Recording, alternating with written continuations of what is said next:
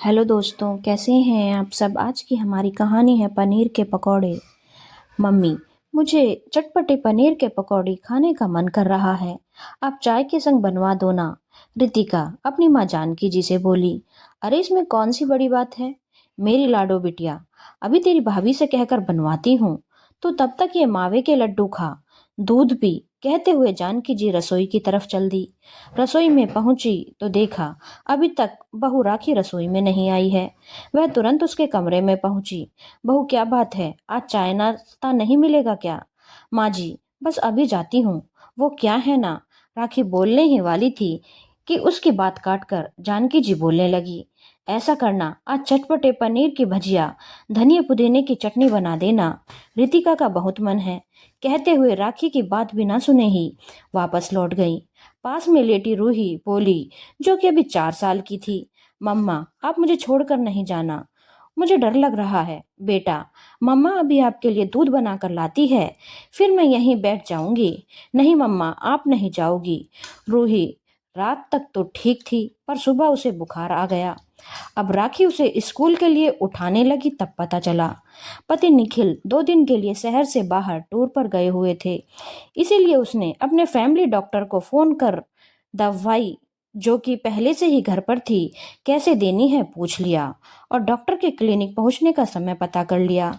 राखी किसी तरह मीनू को छोड़कर रसोई में जल्दी जल्दी चाय कॉफी, दूध तैयार कर, ब्रेड सेक कर, बटर जैम, कॉर्नफ्लेक्स, फल काट कर टेबल पर लगाकर चाय कॉफी थर्मस में भर देती है।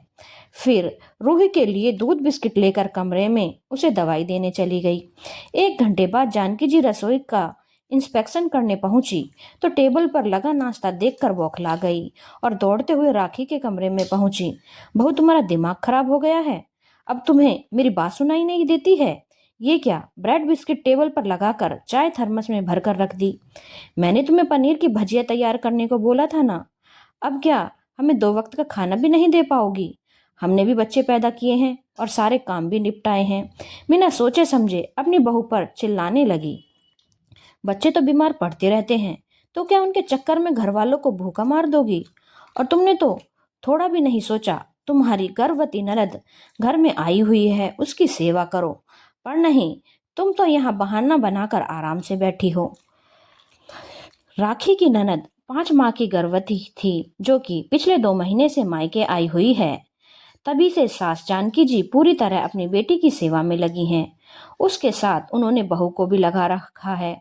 उसके लिए तरह तरह के हलवा, खीर, मेवे डालकर लड्डू, तो कभी तरह तरह के पकवानों की फरमाइश चलती रहती, बिना ये सोचे कि राखी की 4 साल की छोटी बच्ची है।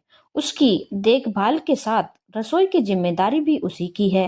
अब वो घर के सदस्यों के साथ ननद की देखभाल कर रही थी, जिस कारण उसकी जिम्मेदारी बढ़ गई थी।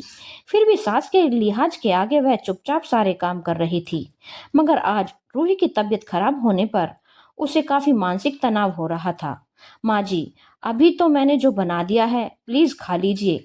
दोपहर में कोशिश करती हूँ दीदी की पसंद का सब कुछ बना सकूं। बिल्कुल नहीं, मेरी बेटी का जी मचल रहा है और तू जाकर बना, हुक्म सुनाती हुई जानकी जी बोली।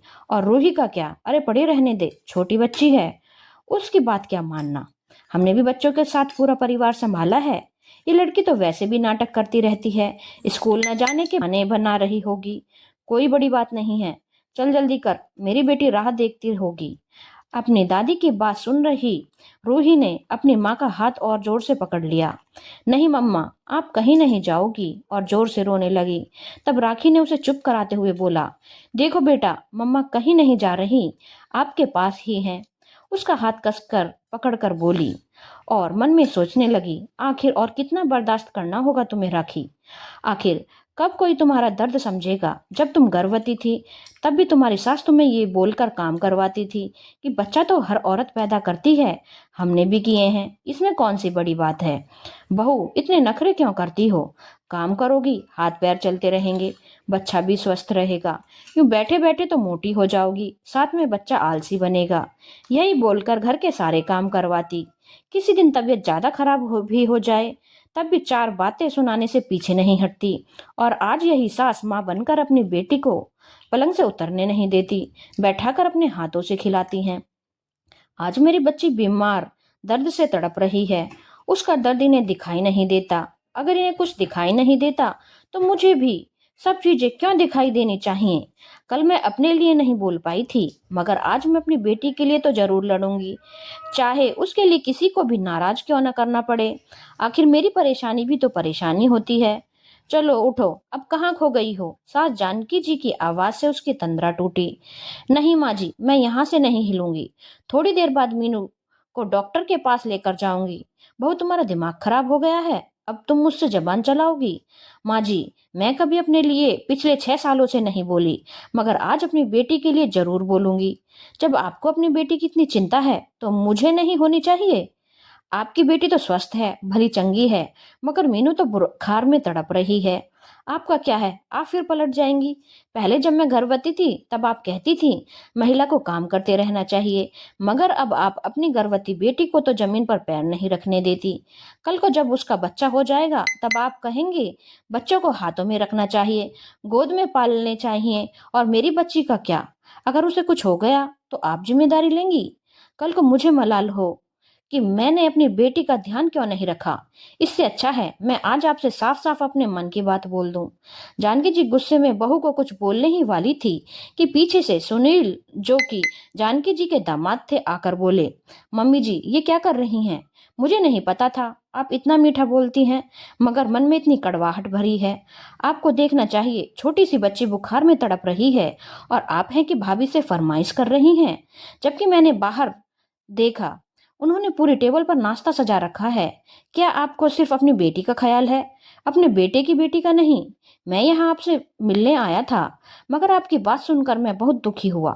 चलिए भाभी, मैं कार लाया हूँ, अभी रूही को डॉक्टर के पास लेकर चलते हैं। भाई साहब भी शहर में नहीं, छोटे बच्चे का मामला है, बाहर आप देख ही रही हैं कितनी बीमारियां फैल रही हैं। हमें जरा भी देर लापरवाही नहीं करनी चाहिए। बोल रूही को अपनी गोद में उठा लिया। तभी शोर शराबा सुन रितिका वहां पहुंची। तब सुनील उससे बोले, रितिका, मैं रूही को डॉक्टर के पास से दिखाकर आता हूँ, तुम अपना बैग पैक करो और मेरे साथ घर चलो। अरे दामाद जी, आप तो गुस्सा हो गए। आप रितिका को क्यों सजा दे रहे हैं, आखिर उसकी क्या गलती है। आप नाराज होकर उसे मत ले जाइए, मैं आगे से सबका ध्यान रखूंगी। मम्मी जी, मैं नाराज नहीं हूँ, बस सिचुएशन को समझ रहा हूँ। यहाँ भाभी अकेले 7-8 जनों का काम करती हैं और हमारे घर में हम 4 लोग ही हैं और काम वाली भी आती है। हम रितिका का अच्छे से ख्याल रख लेंगे।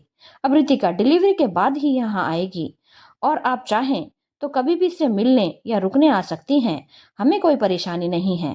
पता नहीं जानकी जी को अपनी गलती का एहसास हुआ या नहीं, मगर अपने किए पर पछता जरूर रही थी, क्योंकि उन्हीं की वजह से उनकी बेटी ससुराल वापस जा रही थी। अगर वे थोड़ा सा धैर्य से काम लेती, थोड़ा अपनी बहू और पोती के बारे में भी सोच लेती, तो दामाद जी की नजरों में इस तरह कभी ना गिरती। धन्यवाद दोस्तों। अगर आपको कहानी अच्छी लगी हो तो चैनल को लाइक, शेयर और सब्सक्राइब करना ना भूलें।